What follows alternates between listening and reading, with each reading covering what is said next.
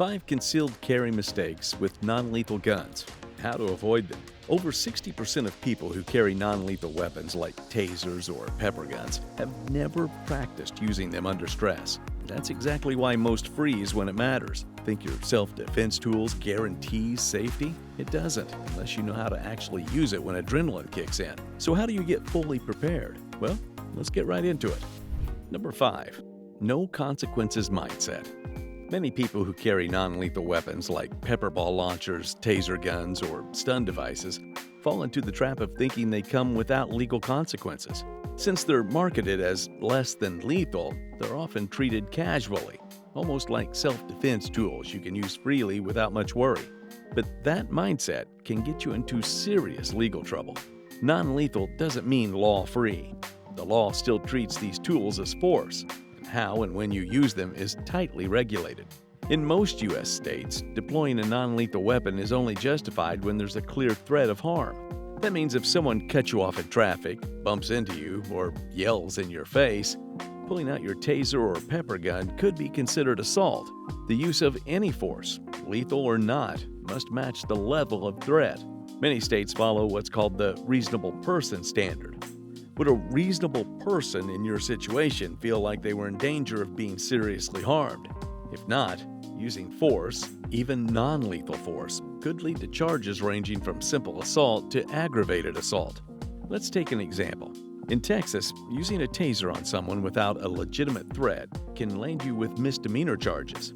Misuse of a tear gas weapon, like a pepper spray or launcher, is punishable by up to a year in jail and a fine of $1,000 under Penal Code 22810. In New York, while carrying pepper spray is legal under specific conditions, misusing it, such as spraying someone during a verbal argument, can bring criminal charges. The best way to avoid this legal minefield is by learning your state's self-defense laws. Don't assume you're covered just because you bought your device legally. Research when you can use force, where you can carry it, and what counts as lawful defense. Some states have stand-your-ground laws, while others expect you to retreat if possible. That difference alone could be the deciding factor between a justified action and a criminal charge. Also, check for local city ordinances. Some areas have extra restrictions, even if the state allows carry. Number 4. Bad concealment habits. Carrying a non-lethal weapon like a taser or pepper launcher is about safety, not attention. But a lot of people carry these tools in ways that draw eyes, bulging under a shirt, sticking out of a bag, or even worn openly without knowing the risk. Poor concealment isn't just sloppy. It can put you in danger, cause unnecessary panic, or even get you in trouble with law enforcement. The point of carrying discreetly is to be ready, not seen. One of the biggest mistakes is ignoring how noticeable your setup is. Pepper launcher with a long barrel stuffed into tight jeans? That's going to print, meaning the outline will show on the clothing. Some people carry oversized fanny packs or backpacks, but forget how obvious it looks when they constantly adjust or reach for them. Others clip devices directly onto their belts without covering them, assuming it's fine because it's not a firearm. But if it looks like a weapon, bystanders and officers may still react as if it is one. In many situations, that visibility can cause unnecessary panic. If someone spots a taser handle poking from your waistband, they don't know it's non-lethal. They just see something that resembles a gun. That one glance could lead to a store manager calling security, a passerby reporting you to the police, or even someone overreacting and trying to confront you. It defeats the whole point of carrying a non-lethal tool for defense. You're not supposed to be the one triggering the alarm. The fix? Start with your gear. Choose compact, low-profile designs built for concealment. Some pepper launchers and stun guns are available in pocket-sized formats with ergonomic shapes that hug your body better. Avoid oversized models unless you have the clothing or bags to carry them safely and out of view. When buying a non-lethal device, don't just look at power or features. Check how easily it can be carried without showing. Next, invest in a quality holster or case made specifically for that model. Many non-lethal weapons come with generic carrying options, but those are rarely good for daily use. Look for holsters that offer retention so the device doesn't fall out, comfort, and secure placement. For waist carry, inside the waistband holsters with soft padding, can help hide the shape and reduce printing. For bags or purses, choose internal holsters or Velcro pouches that keep your weapon in the same spot every time. Number 3. Zero practice under pressure. Carrying a non-lethal weapon gives you a tool, but without practice, it won't help when it counts. Many people carry pepper launchers, stun guns, or tasers for peace of mind, but never actually train with them. They don't practice drawing it out, aiming, or activating it in a hurry. In a calm setting, it feels straightforward, but real threats don't show up with a countdown. They happen fast, without warning, and under stress. During a confrontation, your hands shake, your heart rate spikes, time slows down, but your thinking becomes scattered. That's when most people freeze. It's not because they're weak, it's because their brain has never rehearsed what to do. The body reacts as it was trained, and if you haven't trained at all, you're depending on instinct. That's a dangerous gamble. Now apply that to a taser. Let's say you've only held it once, never fired it. You've never felt the trigger pull, and never practiced flipping the safety switch or aiming under time pressure. In an actual situation, it's easy to fumble. You might drop it, activate it in the wrong direction, or hesitate so long that the opportunity is gone. A self-defense tool is only as useful as your ability to deploy it correctly, quickly, and under pressure. This is why dry runs are essential. Start by training at home in a safe, controlled environment. Wear what you typically carry in, and practice drawing your device from its holster or bag. Don't rush at first. Focus on smooth movement, then build speed while keeping your motions consistent. Repeat until it becomes muscle memory. Practice reholstering too. That might sound minor, but in a real event, fumbling after use can lead to losing your weapon or having it taken from you. Time drills come next. Use a stopwatch or phone timer and give yourself a scenario. Someone is threatening you from 10 feet away. Draw and fire. Set a goal to respond in under 2 seconds. If your device has a laser or practice cartridges, use them to build precision. If not, still go through the full motion and mentally commit to each step. Then, introduce stress. This is what separates prepared carriers from hopeful ones. Play a loud noise in the background. Have someone shout directions or move unpredictably around you. Increase your heart rate with light exercise before each drill. These simple techniques push your brain closer to real confrontation conditions. Chaotic, loud, and fast. The more you train this way, the calmer you'll be when you really need it. Number 2.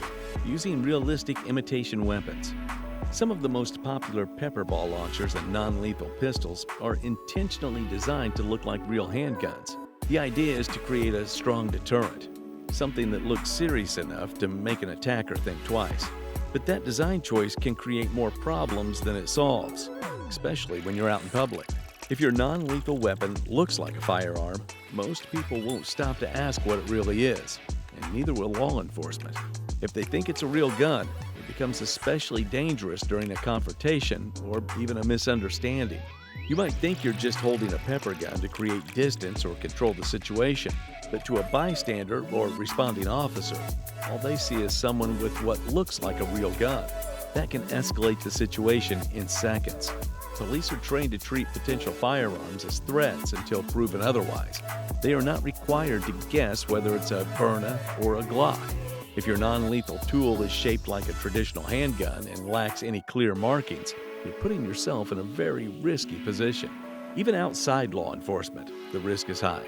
Flashing what looks like a gun in an argument or tense moment, even if you never use it, can get you charged with brandishing a weapon or causing a public disturbance.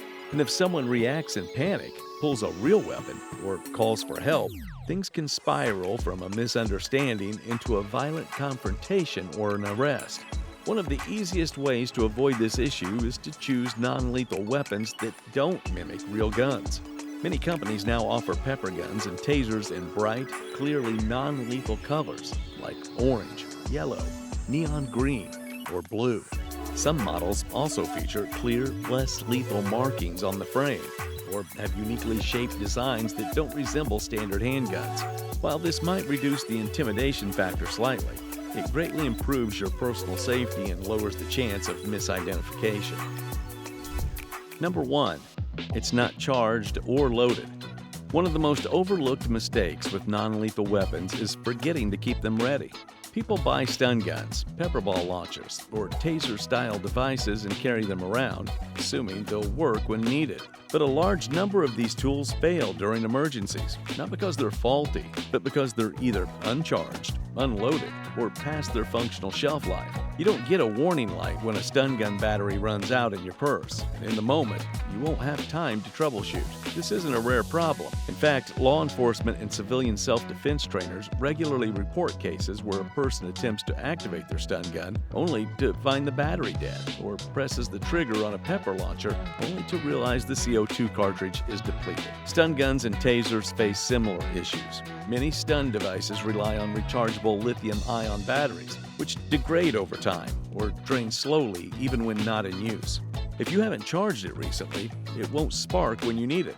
Some tasers also use replaceable battery packs or gas capsules that expire without obvious signs. And if you're carrying an extra cartridge but haven't checked it in months, it could be damaged or improperly seated, rendering it useless. Another issue is users simply forgetting whether their device is armed and ready.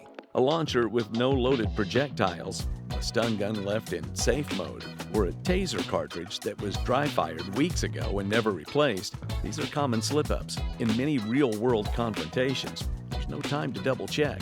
You get one shot. If it fails, your only option may be to run. That's why regular maintenance is non-negotiable. Treat your non-lethal weapon like a critical emergency tool.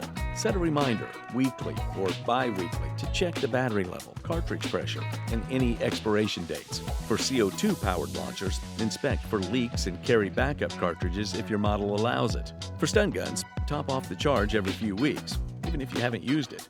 Keep a habit of testing the arc briefly, if safe and permitted, to confirm the device is active. And that's it. So which of these mistakes shocked you the most? And well, have you ever caught yourself making one without realizing it? Drop your thoughts in the comments. And if you found this helpful, give the video a like and hit the subscribe button for more tips that actually keep you safer.